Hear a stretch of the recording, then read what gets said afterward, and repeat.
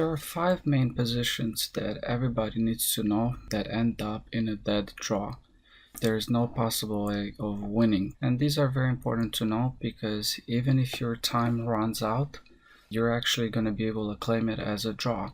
Or you could even actually call the TD and pause the clock and declare it as a draw. First of all is a king and a knight. There is no possible way of winning this position. There's no possible way of checkmating.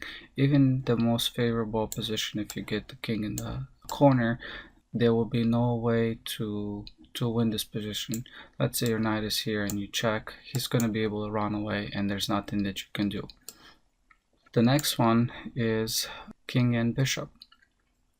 Even if he has the bishop, same scenario. There's no possible way to checkmate him. Like I said, even if you have him cornered, you can check him, he's going to be able to get out. The next one is king and two knights. King and two knights is also another position that you cannot force the opponent king into checkmate. He's always going to be able to run away and there's not going to be possibility to be able to checkmate. I do want to mention, however, that if your opponent places himself in the corner, which is the worst, then a checkmate is possible. For example, here, let's say your knight just came and gave a check and he runs in the corner, a knight on c7 will be checkmate. Again, this would be a mistake on his part and he does have the opportunity to get out and you cannot force a checkmate. Therefore, white can claim it as a draw. The next one is king and a rook pawn. With this, I do want to mention that it's enough for white to get to the c8 square. The goal is to reach the a8 square. Once you reach that square, all you have to do is just dance around between those two squares and a draw will happen. Definitely you don't want to run away and let him queen. But if you reach the corner, all you have to do is just dance around, and as he's coming up, there's nothing he can do to force you out. Oops. And if he pushes the pawn here, for example, it's going to be stalemate because you have no legal moves and you're not in check, so that's a draw. And if he attacks you first, you run in the corner, same thing. If he comes here, it's stalemate. If he moves here, you could take the pawn. Now, if you reach the c8 square, the same story happens. If his king is far away, let's say he's coming here, then you just get into the corner, and we've talked about you're just going to stay there. What happens if your king is reaching the a7 square, not letting you get into the corner? Well, in that case, what you're doing, you're gonna block him off to the side. So you're gonna come here, taking the opposition, not letting him come out. All he has to do is push the pawn and you're gonna go up. If he tries to not let you get in the corner, you're just gonna dance around up and down. If he takes the opposition, again, you're just gonna go up. And if he's gonna go out to push the pawn to the queen, then you'll be able to get into the corner and then reach the stalemate position. So there's no possible way for him to win.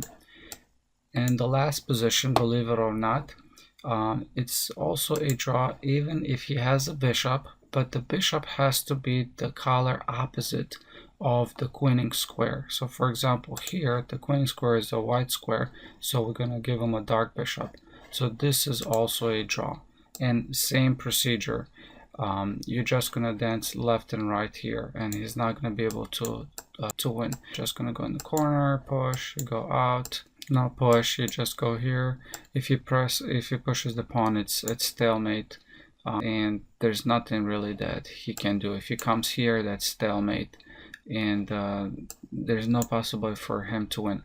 I do want to mention though that having the king on the c8 square is not enough to draw here. Just because he can push you out, for example, if it's his move and he comes here and you try to take that position, you won't be able to do that. The king attacks these squares, so here you're forced to move back. You can't move down, you can't move next to him, so you moved out, and then as soon as you do that, the king will come to the b7 square and then queen the pawn. So these positions are very important to know. because you could actually save some half points for some totally lost positions. For example, let's say he has 3 pawns and all you have is a knight, and his king is far away from his pawns. Well, here you could actually sacrifice your knight, and if he takes it, then all you have to do is reach the corner and you got a draw. And if you play a great opponent after you take the knight and he doesn't take, let's say he moves maybe king up, then you could actually bring the knight closer and attack the pawn again. If he pushes the pawn, you could actually take him, and now all you have to do is sacrifice your knight for the other pawn. If he's trying to do something like, you know, this, you could take the pawn. He's going to be forced to take back, and then you run to the corner and you will be able to get a draw. And now as soon as you reach this square, there's nothing that he can do to stop you from getting to the corner. And then, like we said, we're just going to dance around there and stalemate position happens.